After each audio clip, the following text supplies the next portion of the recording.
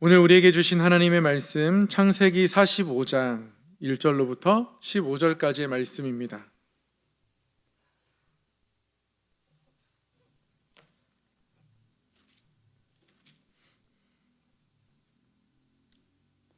창세기 45장 1절로부터 15절까지의 말씀 한 절씩 교독하도록 하겠습니다. 요셉이 시종하는 자들 앞에서 그 정을 억제하지 못하여 소리질러 모든 사람을 자기에게서 물러가라 하고 그 형제들에게 자기를 알리니 그때에 그와 함께한 다른 사람이 없었더라.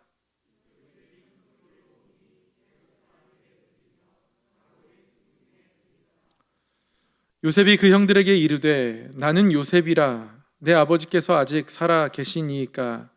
형들이 그 앞에서 놀라서 대답하지 못하더라.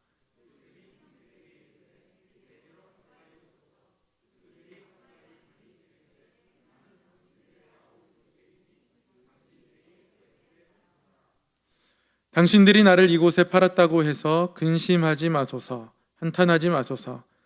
하나님이 생명을 구원하시려고 나를 당신들보다 먼저 보내셨나이다.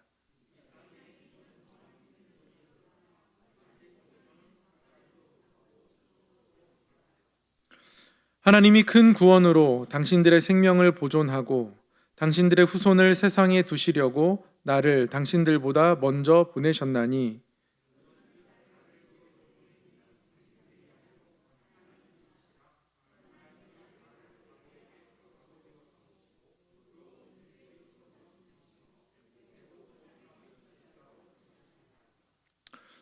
당신들은 속히 아버지께로 올라가서 아뢰기를 아버지의 아들 요셉의 말에 하나님이 나를 애굽 전국에 주로 세우셨으니 지체 말고 내게로 내려오사.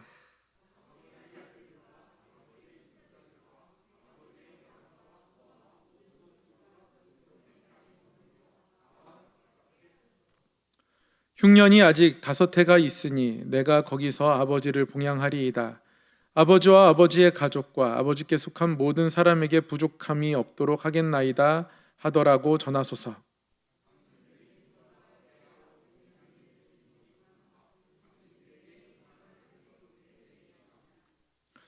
당신들은 내가 애굽에서 누리는 영화와 당신들이 본 모든 것을 다 내 아버지께 아뢰고 속히 모시고 내려오소서 하며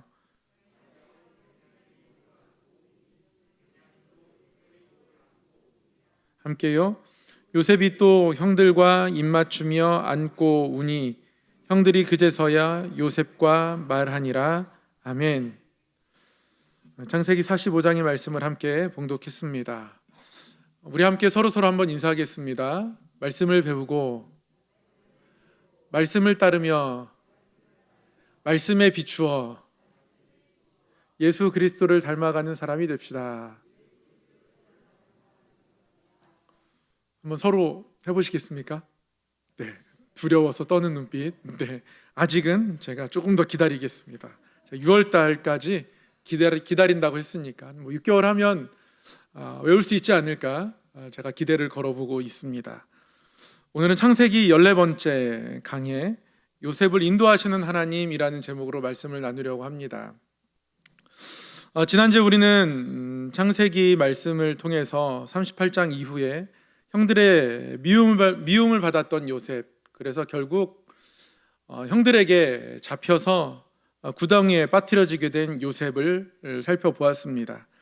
그러나 그 순간 하나님께서 요셉을 구원하시고자 형들의 의견들이 서로 갈리게 되었습니다. 죽이지 말자, 르우벤은 목숨을 살려주려고 했고요. 그래도 우리에게 무슨 유익이 있겠느냐, 차라리 그냥 파는 것이 낫지 않을까, 뭐 죽이자, 살리자, 팔자 뭐 이러면서 형들의 의견이 나뉘는 그때 마침 미디안 상인이 그 곁을 지나가게 되면서 결국 요셉은 노예로 팔려가게 되었습니다. 그래서 하나님이 그 요셉을 높이시는 그 여정 가운데에 우리가 때로는 고난의 터널을 지나게 되는 것을 보면서 우리의 삶에서도 우리가 고난의 터널을 지나지만 그것이 우리의 내리막이 아니라 하나님이 높이시는 삶의 한 부분일 수 있음을 함께 또 생각해 보았습니다. 이렇게 노예로 팔려간 요셉은 바로의 친위 대장 보디발의 집으로 가게 됩니다. 거기서 성실한 요셉은 결국에는 보디발의 모든 일들을 관장하는 총무로 섬기게 되죠. 그러나 그곳에서도 시련이 닥쳐옵니다. 보디발의 아내가 요셉을 유혹합니다. 요셉은 보디발의 아내를 물리칩니다. 보디발의 아내를 물리치는 요셉의 모습을 통해서 요셉이 여전히 하나님의 뜻을 붙잡고 살아가는 믿음의 청년임을 알 수 있습니다. 하지만 요셉이 이렇게 믿음을 가지고 하나님의 뜻을 붙잡고 살아간다 하지만 이 보디발의 아내를 거절함으로 인하여서 오히려 모함을 받게 되어서 요셉은 결국 죄수의 신분으로 감옥에 갇히게 됩니다. 보디발의 아내의 증언에 따르면 요셉이 먼저 나를 욕보이려 했다. 그래서 요셉은 결국 죄수의 신분으로 감옥에 갇히게 됩니다. 하지만 그 감옥에서도 하나님이 요셉에게 살 길을 열어주십니다. 마침 바로의 술 맡은 관원 그리고 떡 맡은 관원 두 사람의 관원이 감옥에 들어와 있는데 그 꿈을 해석해 주게 되죠. 술 맡은 관원은 자기가 포도의 즙을 짜서 또 포도를 거두어서 바로의 잔에 담는 그런 꿈을 꾸게 되고 요셉은 복직을 예언합니다. 떡 맡은 관원은 자신이 바로를 위해서 뭔가 떡 만들 재료를 준비했는데 새들이 다 먹어버리는 꿈을 꾸게 됩니다. 그리고 요셉은 그것이 결국 회용될 것이라는 것을 의미한다고 해석을 해줍니다. 그리고 요셉의 해석에 따라서 술 맡은 관원장은 복직을 하게 되고 떡 맡은 관원장은 처벌을 받게 됩니다. 술 맡은 관원장에게 요셉이 훗날 나를 위하여서 오늘 내가 당신의 꿈 해석해 준 것을 꼭 기억해 달라라고 부탁하는데요. 근데 사람의 마음이 옥에 있을 때랑 나갈 때랑 참 다릅니다. 술 맡은 관원장은 요셉이 자신의 꿈을 해석해 주었던 것을 잊고 지냅니다. 그렇게 2년여의 시간이 흘렀는데요. 바로가 꿈을 꾸게 됩니다. 이상한 꿈을 꾸었습니다. 근데 그 꿈이 생각에서 머리에서 떠나지 않는 겁니다. 살찐 7소와 아주 야윈 7소가 있는데 아주 야윈 7소가 살찐 소를 다 먹어버리는 겁니다. 이상하다 하는데 비슷한 꿈을 또 꾸죠. 아주 풍성하게 열매가 맺힌 곡식들이 있고 아주 그냥 열매가 없이 말라 죽어가는 것 같은 곡식들이 있는데 이 곡식들이 살찐 곡식들을 다 삼켜버리는 겁니다. 2번이나 비슷한 꿈을 꾸니 이 꿈이 마음에서 머리에서 떠나지 않고 온갖 지혜자들, 애굽에서 난다긴다는 사람들을 다 불러 모으고 꿈의 얘기를 해도 아무도 해석하지 못합니다. 이때 술 맡은 관원장이 스치는 생각, 요셉이 그 마음에 떠올랐습니다. 그래서 요셉을 추천하게 되고 요셉은 바로의 꿈을 풀어줍니다. 꿈이 2번이나 비슷하게 꾸어진 것은 그 일이 확실하게 정해진 것이기 때문이고 그 내용은 흉년이 찾아올 것이다. 살찐 소 7, 7년의 풍년이 있지만 그 뒤에 7회 흉년이 찾아올 것이다. 그것을 준비해야 함을 바로에게 알려주고 이 모든 일들이 진행되는 가운데에 요셉은 애굽의 총리가 됩니다. 그러한 맥락 가운데 오늘의 본문이 있습니다. 드디어 기근이 찾아오게 됩니다. 기근이 찾아왔습니다. 애굽뿐 아니라 주변 지역의 온 땅 가운데에 이전에 없던 큰 기근이 찾아왔습니다. 가나안 땅에서 지내는 야곱과 그리고 11형제 역시 그 기근을 피할 수 없었습니다. 그래서 소문에 듣자 하니 애굽에는 곡식이 잘 비축되어 있다 하니까 애굽에 가서 곡식을 얻어오기로 합니다. 그래서 야곱이 자신의 11명의 현재 같이 거하는 아들 중에서 10명만을 보내게 되죠. 혹시 베냐민도 요셉을 잃었던 것처럼 잃게 될까 겁이 났습니다. 그래서 10명의 형제가 애굽으로 보내지게 됩니다. 베냐민을 제외한 10명의 형제, 10명의 야곱의 아들들이 애굽을 방문합니다. 애굽에 도착해서 요셉 앞에 서지만 이들은 요셉을 알아보지 못합니다. 하지만 요셉은 이내 누군지 알아보게 되죠. 요셉은 이들을 곡식을 구하러 온 사람들이라고 여기지 않습니다. 이들을 정탐꾼으로 몰아가기 시작합니다. 그리고 이들을 취조하죠. 겁에 질린 이 10명의 형제는 자신의 사정을 낱낱하게 이야기합니다. 우리는 절대 정탐꾼이 아니다. 우리는 이전에 저 가나안 땅에서 아주 행복하게 살고 있는 그냥 아주 평범한 가족이었을 뿐이다. 그러면서 아버지는 야곱이고 원래는 12형제였는데 막내는 지금 집에 있고 한 명은 없어졌다. 그런 이야기들을 소상하게 이야기합니다. 그러나 정탐꾼으로 계속 요셉은 몰아가죠. 그리고 이들을 결국 가둡니다. 애굽의 곡식을 구하러 왔다가 갇히게 된 이들, 그 감옥에서 힘든 시간을 잠시 보내면서 결국 3일밖에 되지 않았지만 그 사이에 이들이 요셉을 떠올립니다. 참 이상하죠.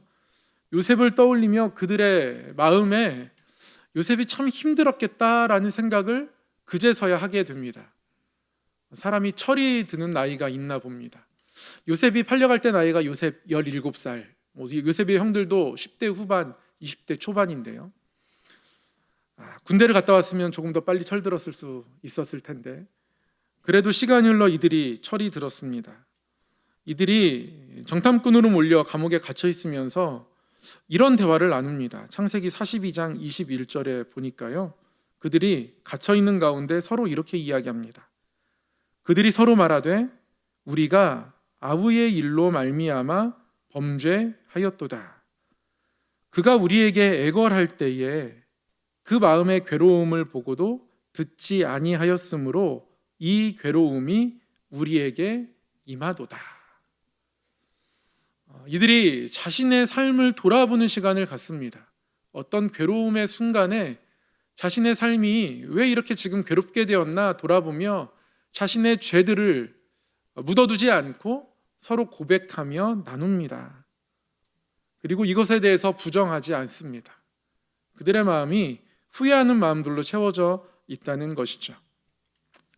여러분 결론을 아시겠지만 결국 야곱의 온 가족들이 요셉이 애굽에 총리된 것을 힘입어서 애굽 땅에서 평안하게 거주하게 됩니다.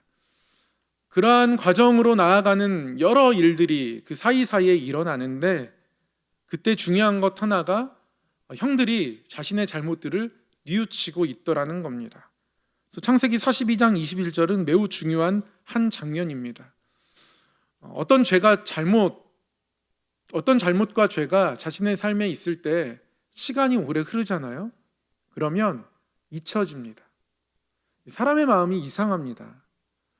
자신의 잘못한 거나 고통스러운 것들을 잊어버립니다. 그래야 자기가 살기 때문에 자신을 정당화하면서 끊임없이 정당화하면서 자신의 잘못을 계속적으로 덮으려는 게 사람의 마음입니다. 그런데 그렇게 덮었던 자신들의 잘못을 이 감옥에서 꺼내고 있습니다. 이 시련의 순간에 이 괴로움이 왜 임했을까? 그런 생각을 하다가 우리가 전에 괴로움을 끼쳤던 요셉, 그가 애결할 때에 우리가 듣고도 듣지 않은 척 했는데 그때 그의 괴로움이 오늘 우리에게 임한 것 아니겠는가 서로 그렇게 말하고 있더라는 것이죠. 그들이 이렇게 자신들의 잘못을 나누는 그 한편 다시 요셉이 이 형들을 감옥에서 꺼내어서 아버지에게로 돌려보냅니다. 그러는데 그냥 돌려보내지 않습니다. 너희들의 말이 지금까지 나에게 했던 것들이 사실인지 확인해야겠다라는 거죠. 진짜 너희에게 베냐민이 있는지, 요셉의 마음에는 혹시 베냐민마저 나처럼 험한 일을 겪은 것 아닌지 궁금하기도 했나 봅니다. 베냐민을 보고 싶어 합니다. 베냐민을 만나고 싶어 해요. 그래서 곡식을 주고 정탐꾼이 아니라는 너희들의 말을 내가 듣기는 듣겠지만 그러나 완전히 해소된 것은 아니다. 너희들의 말이 정말 사실이면, 그런 평범한 가정이면, 나에게 했던 진술이 진짜라면 베냐민을 데려와라.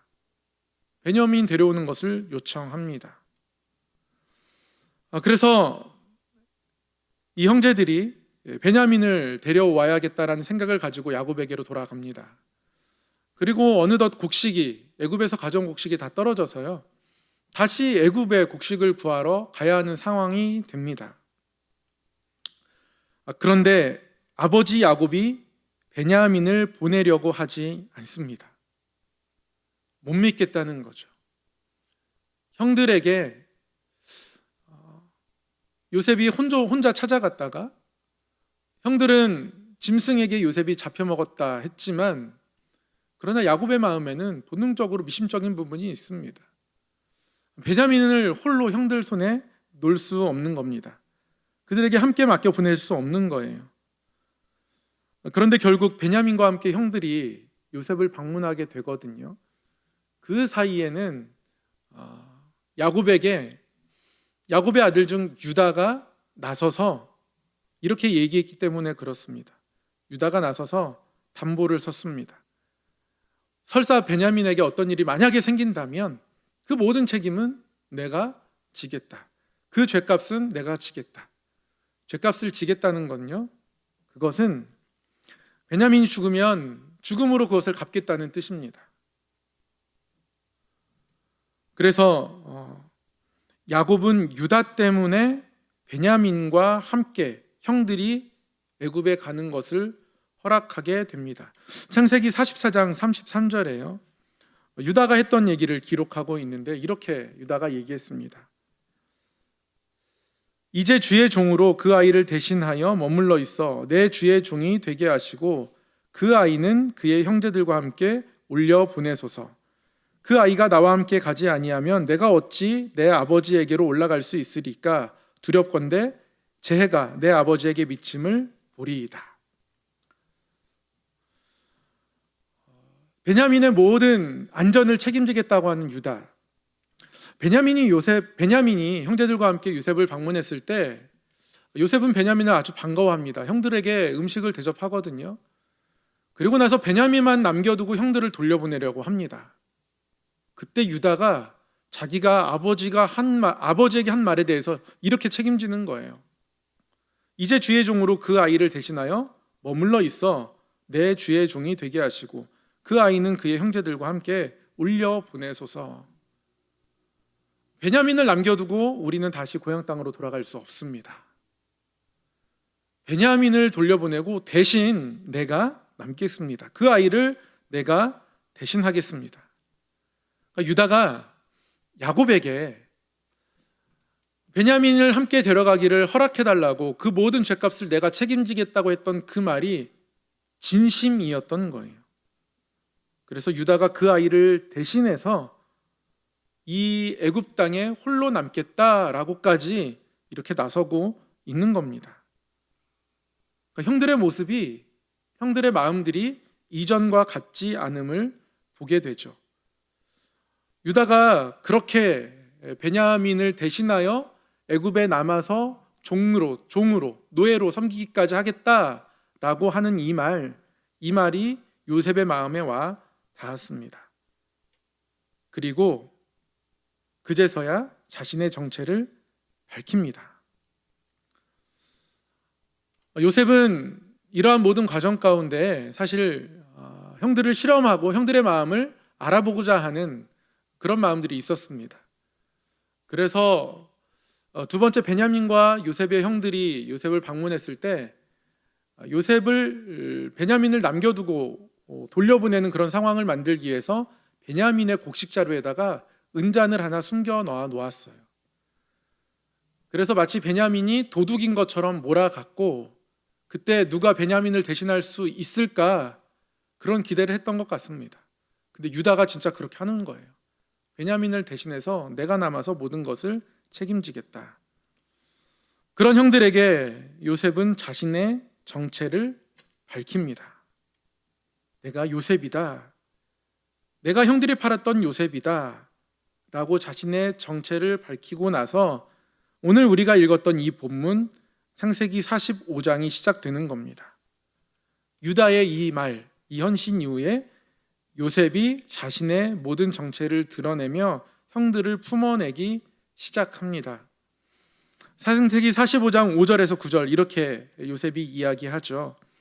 당신들이 나를 이곳에 팔았다고 해서 근심하지 마소서, 한탄하지 마소서.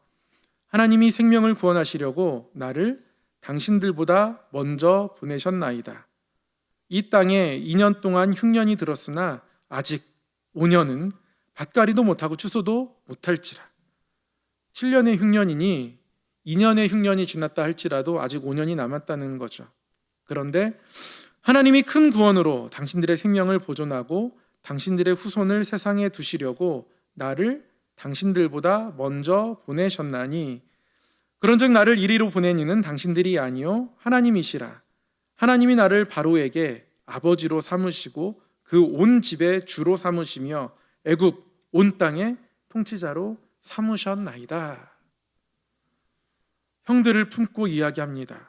하나님이 큰 구원을 계획하셔서 당신들의 생명을 보존하기 위해서, 당신들의 모든 후손을 세상에 두시기 위해서 나를 이곳에 먼저 보내신 것이라고, 그렇게 요셉이 형들에게 이야기합니다. 하나님께서 요셉을 이곳에 팔려오게 하신 것이 하나님의 구원의 일이고, 그러니 당신들이 근심할 이유가, 한탄할 이유가 없다라고 형들을 위로합니다. 요셉의 이 말은 진심입니다. 힘들고 어려운 시절을 보냈습니다. 어려웠죠. 형제들에 의해서 팔렸습니다. 노예로 왔습니다. 거기서 성실하게 일했는데 누명을 쓰고 감옥에 갇혔습니다. 감옥에 갇힌 긴 기간 동안 요셉이 어떤 생각을 했을까요? 죄수의 신분으로 팔리고 누명 쓰고 갇히고, 이 정도 안 좋은 일이 한 3번쯤 겹쳐 일어나면 그것을 감당하기 너무 힘들었을 겁니다.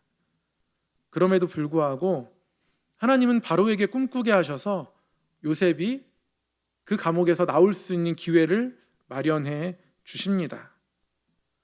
요셉은 하나님께서 자신을 선하게 인도하실 것, 그것들을 늘 한결같이 바라보고 있습니다. 그리고 나서 요셉은 야곱에게 이쪽으로 와서 같이 살 것을 권하고자 형들을 돌려보내며 아버지를 모시고 이곳으로 올 것을 부탁합니다. 그래서 야곱 가족이 결국에는 애굽 땅으로 이주하게 되죠. 야곱 가족이 이주하게 되는 과정을 보면, 야곱이 온 가족들, 손주들을 데리고 이주하는 그 길 중간에 부엘세바를 지날 때에 거기서 하나님 앞에 제사를 드립니다. 그때 또 하나님이 그 제사에 응답하시는 게 창세기 46장에 나옵니다. 창세기 46장 3절에서 4절. 하나님이 이르시되 나는 하나님이라 내 아버지의 하나님이니 애굽으로 내려가기를 두려워하지 말라. 내가 거기서 너로 큰 민족을 이루게 하리라. 내가 너와 함께 애굽으로 내려가겠고 반드시 너를 인도하여 다시 올라올 것이며 요셉이 그의 손으로 내 눈을 감기리라 하셨더라. 그간의 야곱의 힘들었던 마음을 하나님께서 위로하시듯 부엘세바에서 다시 내 아버지 그 이삭의 하나님이다 라고 하나님 말씀하시며 야곱에게 약속해 주십니다. 함께 내려가겠다, 그리고 다시 올라오게 하겠다, 그렇게 하나님 야곱을 위로하십니다. 그리고 결국 애굽에서 야곱과 그의 가족들은 고센 땅이라는 곳에서 요셉의 도움을 받고 그의 그늘 아래에서 남은 날들을 평안히 지내게 됩니다. 그런데 야곱이 죽은 후에 형들 마음에 또다시 두려움이 찾아와요. 아버지가 죽었는데 요셉의 마음이 변하는 건 아닐까 싶은 거죠. 그 두려워하는 형들, 그 형들에게 다시 한번 요셉이 창세기 50장 20절에서 이렇게 이야기합니다. 당신들은 나를 해하려 하였으나 하나님은 그것을 선으로 바꾸사 오늘과 같이 많은 백성의 생명을 구원하게 하시려 하셨나니, 당신들은 두려워하지 마소서. 내가 당신들과 당신들의 자녀를 기르리이다 하고 그들을 간곡한 말로 위로하였더라. 그들을 오히려 위로하기까지 합니다. 요셉이 대단하지 않습니까? 요셉이 하나님의 선하신 인도하심을 끝까지 붙들고 앞날까지 바라보며 하나님께서 나의 모든 삶을 선으로 바꾸시고 앞으로도 그렇게 하실 것을 믿고 바라보며 그 선하게 인도하시는 하나님 앞에서 본인의 마음을 하나님의 그 선하심을 따라 본인의 생각을 선하신 하나님을 닮게 그렇게 먹고 그렇게 다지고 있습니다. 선하신 하나님의 인도하심을 따르는 사람의 모습이 어떠한지 요셉을 통해서 알 수 있습니다. 요셉이 형들을 품은 건 야곱 때문이 아니었음도 분명합니다. 요셉이 형들을 품은 건 정말로 하나님께서 나를 선하게 인도하시기 때문에 하나님의 나의 인생을 선하게 바꾸시는 하나님이시기 때문에 그렇습니다. 또한 요셉이 선하신 하나님을 바라볼 수 있도록 그의 형들이 그 모든 과정 가운데서 자신들의 잘못을 뉘우쳤다는 점도 오늘 굉장히 중요한 한 장면입니다. 선하신 하나님을 만나고 그러한 선하신 하나님의 손길을 우리가 경험하기 위해서 요셉과 같은 마음을 품을 수 있어야 합니다. 때로는 어려운 터널과 고난을 지나갈지라도 하나님이 그것을 선으로 바꾸시고 그래서 선하신 하나님께서 내 삶에 새로운 일들을 행할 것을 바라보는 기대와 마음들이 늘 있어야 합니다. 여러분 그렇지 않습니까? 지금까지 살아가다 보면 우리가 겪었던 어떤 고난, 시간이 지나잖아요. 그것이 나를 위해서 필요했던지 아니면 내 주변의 다른 누군가를 위해서 필요했던지 둘 중에 하나더라고요. 신대원을 떨어지고 굉장히 좀 마음이 힘들었습니다. 나름 열심히 준비했고 잘 준비했다고 생각했는데 신대원 시험에 떨어진 겁니다. 제가 신대원 시험에 떨어지고 힘들었던 이유 중에 하나는 나름대로 신대원을 준비하면서 교회 봉사의 자리를 하나도 내려놓지 않고 모든 신대원 입시 준비를 감당했기 때문에 그렇거든요. 그게 당연하다라고 여러분 생각하실 수도 있지만 사실 대부분 그렇지 않습니다. 교회 봉사를 그 한 해는 최대한 좀 줄이고 신대원 입시에 집중하는 편입니다. 주변에서도 많이들 그렇게 조언했습니다. 그럼에도 불구하고 철야 예배 때 찬양 인도하는 일, 중고등부 교사하는 일, 또 주일 오후 예배 찬양팀으로 섬기는 일들, 그 모든 일들 하나도 내려놓지 않고 다 감당했습니다. 그리고 그 남은 시간은 정말 누가 뭐래도 성실하게 입시 준비를 했습니다. 그리고 하나님이 그런 저에게 선물이라도 주시듯 여자친구마저 생기게 했습니다. 연애는 거의 없었고요. 밥 먹는 시간 말고는 같이 보낸 적이 별로 없는 것 같습니다. 당시 대학에서 직원으로 일하고 있었기 때문에 대학 구내식당에서 밥 먹는 시간 말고는 데이트 한번 변변이 없었던 것 같아요. 그럼에도 불구하고 떨어졌다는 말이죠. 신대원 붙으면 내년에 결혼하기로 했는데 떨어졌어요. 어떻게 할까? 원망이 안 나올 수 없는 거예요. 그런데 어떻게 합니까? 어쨌든 결과 떨어졌는데 다시 해야죠. 투덜투덜하면서 다시 마음을 부여잡고 그러다가 결혼을 하기로 했는데 떨어졌다고 또 못하면 내년에 또 떨어지면 또 못하고 떨어지면 또 못하고 붙을 때까지 늙어갈 수는 없으니까 그래도 허락을 장인어른 장모님께서도 해주시고 본인도 허락을 해서 정말 빈털터리로 결혼을 하게 됐습니다. 대학교 앞에 있는 작은 원룸에서 신혼집을 시작하고 결혼을 하기 시작했습니다. 결혼을 했으니까 더 책임감을 가지고 열심히 공부를 하게 되었겠죠.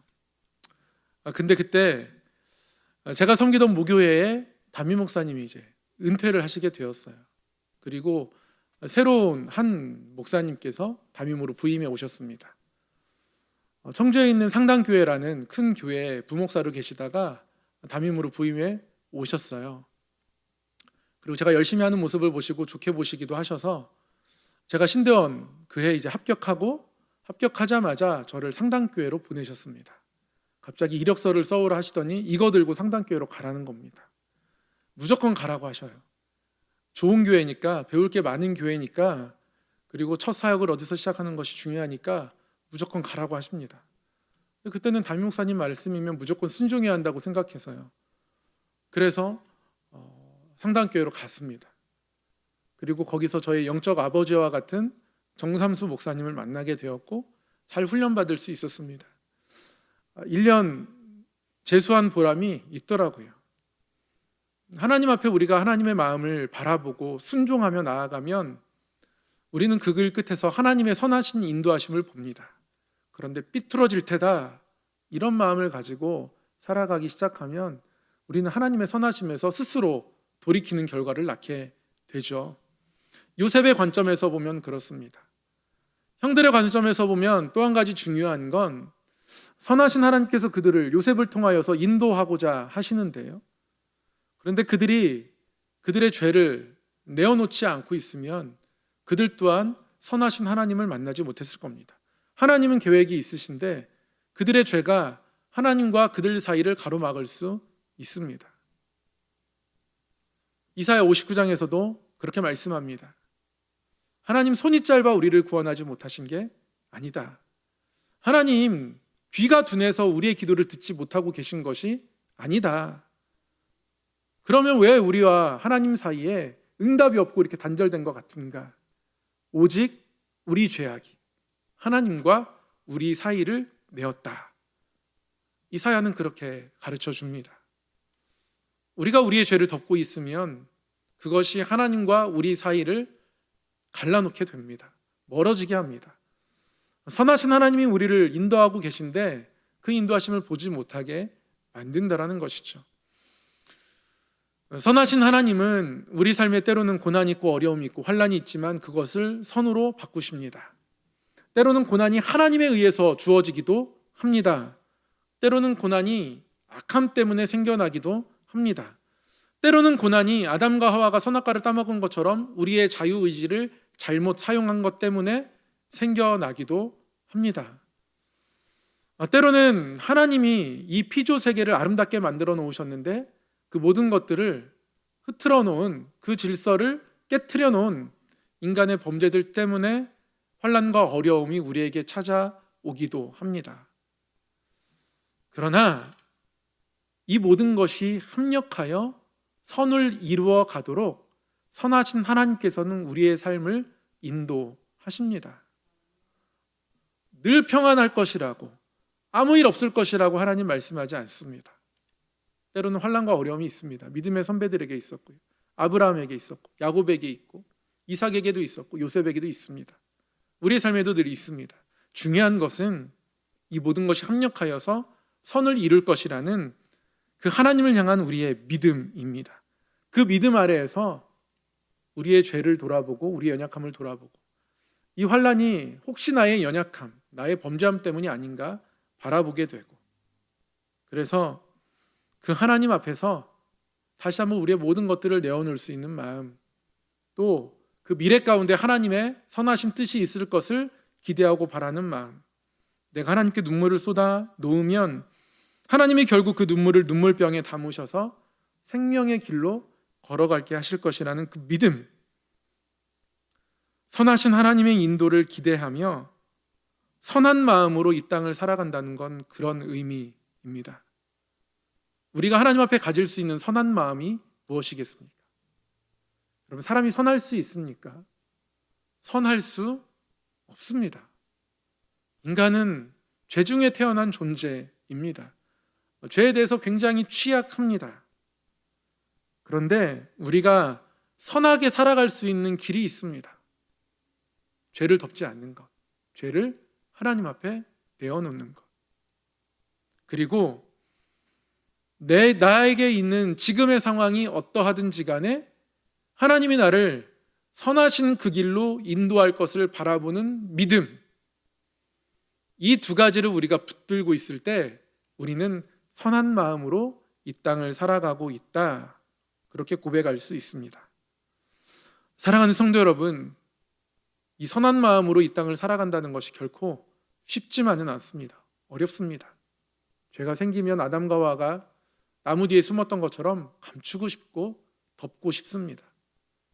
아무도 모르면 괜찮다 싶습니다. 나의 양심이 나의 죄를 들추어냅니다. 나의 연약함을 들춰냅니다. 내가 그때 했던 그 말, 그 행동, 이것이 과연 하나님이 기뻐하시는 것이었을까? 양심이 우리를 교훈합니다. 시편 16편 말씀처럼 우리의 양심이 하나님 앞에 깨끗하게 살아있으면 밤마다 하나님이 그 양심을 통하여서 교훈하십니다. 그런데 그 교훈 앞에서 괜찮을 거야, 괜찮을 거야. 미심쩍으면 안 괜찮은 겁니다. 미심쩍으면 그것은 드러내야 하는 것입니다. 어디에서요? 하나님 앞에서. 우리의 눈물로 씻어내야 하는 것이죠. 그게 우리가 이 땅 가운데 품고 살아야 할 선한 마음입니다. 그리고 그러한 마음들이 계속되면 계속될수록 오히려 우리는 선하신 하나님을 만날 기회를 더 얻게 되고, 우리의 죄악이 하나님과 우리 사이를 내지 못하게, 그렇게 멀어지게 하지 못하게 그렇게 내놓을 때마다 우리는 하나님을 더 가까이 하게 되고, 그래서 선하신 하나님을 다시 만나게 되고, 그러한 경험들이 쌓여서 하나님이 우리 삶을 선하게 인도하시는구나 더욱더 기대하게 되고, 그렇게 우리가 이 땅을 살아갈 수 있게 되더라는 것이죠. 이 창세기 말씀 앞에서, 또 요셉의 이 여정 앞에서 선하신 하나님이 우리 삶을 인도하시기를 바라보고 구하며, 그 하나님 앞에서 하나님, 우리의 마음이 선하게 하여 주시옵소서, 이렇게 기도하고 하나님께 우리의 마음을 내어 맡기는 그러한 믿음의 성도들이 되기를 소망합니다. 이렇게 해서 창세기를 마쳤습니다. 창세기의 말씀을 하나님의 창조 때부터 인간이 범죄했지만 하나님 끊임없이 용서의 기회를 주시고, 바벨탑 사건을 통해서 인간을 멸망하지 않으시고 흩으시되 다시 하나님께로 모을 계획을 갖고 아브라함을 세우시고, 또 이삭을, 또 야곱을, 요셉을 세우시고 약속하시며 인도하시는 하나님을 지금까지 살펴보았습니다. 저도 창세기를 쭉 읽어가면서 이렇게 자세하게 읽은 건 또 처음인 것 같습니다. 저에게도 굉장히 은혜가 되는 시간이기도 했고요. 또 대신방 하고 하면서 말씀을 준비하고 또 PPT를 만들고 하는 게 쉽지는 사실 않았습니다. 하지만 어떤 하나님의 큰 은혜가 뭔가 남겨지길 원하고, 마음으로는 창세기 내용을 조그만 소책자로 나누어서 만들어서 또 수요 예배 때 함께하지 못하신 분들이 책을 보면서, 어떤 유튜브를 보면서 창세기를 한번 또 통독할 때나 말씀을 일독할 때나 읽어볼 수 있는 기회가 됐으면 좋겠다, 이제 그런 마음까지도 가지고 있습니다. 그렇게 또 나아갈 수 있도록 더 하나님께서 저에게 부지런한 마음 주시고 또 학자의 마음 주셔서 그렇게 될 수 있도록 우리 성도님들께서 기도해 주셨으면 좋겠고요. 모든 본론과 결론 위에는 추신이 있습니다. 추신. 오늘 한 가지 추신을 다루려고 하는데요. 오늘 말씀 가운데 보면 유다가 베냐민을 대신하고자 하죠. 자신의 삶을 대신 내어주는 역할을 유다가 하게 됩니다. 지난주에도 말씀드렸지만 창세기 이 말씀을 기록하는 큰 의미 중에 하나는 후대의 이스라엘 백성들이 어떻게 하나님께서 어떻게 하다가 우리를 선택하셨고, 어떻게 하다가 우리가 애굽에 머물게 되었고, 또 어떻게 하다가 거기서 빠져나오게 되었고, 어떻게 하다가 하나님께서 놀라운 다윗 왕을 또 유다 지파 가운데 세우게 되셨고, 바벨론 포로된 그들 입장에서 어떻게 또 그 약속을 하나님께서 끝까지 지키셔서 다윗에게 네 왕위를 영원히 경고하게 하시겠다는 그 약속을 또 바벨론 포로된 그 땅에서도 이루셔서 유다 지파에서 스룹바벨이라는 지도자를 세워서 다시 예루살렘으로 돌아간 일들을 이끌게 하시고, 이 모든 일들이 어떻게 이렇게 이루어지게 되었는가라는 질문이 있었기 때문에 성경을 모으고 하나님의 이야기를 쓰고 읽게 되었던 것이거든요. 하나님께서 유다 지파 가운데에 특별한 약속을 주신 이유도 사실 오늘 창세기에 담겨 있습니다. 유다가 자신의 생명을 공동체를 위해서, 자신의 가족을 위해서 내어놓았기 때문입니다. 그게 하나님께 너무 귀했던 거예요. 그래서 사실상 이 이후로는 유다 지파가 장자 지파처럼 여겨지게 됩니다. 출애굽 행진할 때도 가장 앞서는 지파는 유다 지파입니다. 늘 선두에 서고요. 유다 지파에서 다윗 왕이 세워지게 되고 그 유다 지파에서 예수 그리스도가 태어나게 되고 그 예수 그리스도가 우리를 하나님의 가족으로 세우기 위해서 자신의 생명을 내어놓게 되는 것이죠. 그런 복음의 줄기가 그림자처럼 실루엣처럼 이 창세기 말씀 가운데도 이렇게 나타나 있습니다. 이 창세기 3장 15절에 여자의 후손이 결국 그 뱀을 이겨내게 될 것이다. 여자의 후손이 그 뱀을 머리를 밟을 것이다 할 때부터 하나님의 승리는 예언되어 있었고요. 그 하나님의 승리가 어떻게 이루어져 가는지 구약에서 또한 이렇게 나타나고 있음도 발견할 수 있습니다. 그래서 선하신 하나님의 인도하심을 나타내는 주제와 더불어서 예수 그리스도의 그 복음이라는 주제가 또 함께 이 창세기에도 나타나 있음을 발견하게 되죠. 그래서 추신으로 이거 하나 더 너무 중요한 내용이기 때문에 덧붙입니다. 네, 지금까지 우리 창세기를 함께 살펴보았는데요. 우리 어떤 삶의 자리에서도 하나님께서 우리의 삶에 은혜 베푸시는 하나님이심을 믿고 바라보며, 그래서 하나님 앞에 우리의 어떤 부끄러움도 숨기지 않고 또 선하신 하나님을 앞으로 바라보고 그렇게 나아가서 선하신 하나님을 고백하는 우리의 날들이 있기를 소망합니다. 하나님 바꿔주시는구나. 하나님이 이렇게 바꿔주셨구나. 하나님이 이렇게 세워주시는구나. 하나님이 이렇게 높이시는구나. 그러한 고백들로 살아가는 우리의 삶이 되기를 소망합니다. 함께 찬양하면서 또 그 은혜를 기억하고 함께 기도하도록 하겠습니다.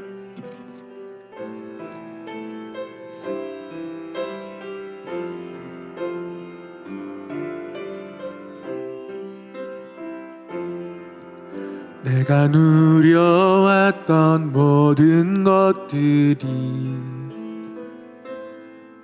내가 지나왔던 모든 시간이, 내가 걸어왔던 모든 순간이 당연한 것 아니라 은혜였소. 아침 해가 뜨고 저녁에 노을, 봄의 꽃 향기와 가을의 열매, 변하는 계절의 모든 순간이 당연한 것 아니라 은혜였소. 모든 것이 은혜, 은혜, 은혜, 한없는 은혜. 내 삶에 당연한 것 하나도 없었던 것을, 모든 것이 은혜, 은혜여. 모든 것이 은혜, 은혜, 은혜, 한없는 은혜. 내 삶에 당연한 것 하나도 없었던 것을, 모든 것이 은혜, 은혜였소. 이제 함께 기도하겠습니다. 하나님, 우리의 마음을 선하게 씻어주시고 붙잡아 주시옵소서. 우리의 죄를 하나님 앞에서 눈물로 씻어낼 수 있는 마음들 허락하여 주시고, 우리의 삶을 선으로 바꾸시며 인도하실 하나님을 신뢰하고 바라보는 그 굳은 심지, 주께서 심지가 견고한 자를 평강으로 지키시리라 하셨는데, 그러한 이사야 26장에 나타난 평강의 약속을 누릴 수 있는 믿음 허락하여 주셔서 선하신 하나님 앞에서 선한 마음 가지고 살아갈 수 있도록 인도하여 주시옵소서. 이 시간 함께 기도하기를 원합니다. 기도하겠습니다.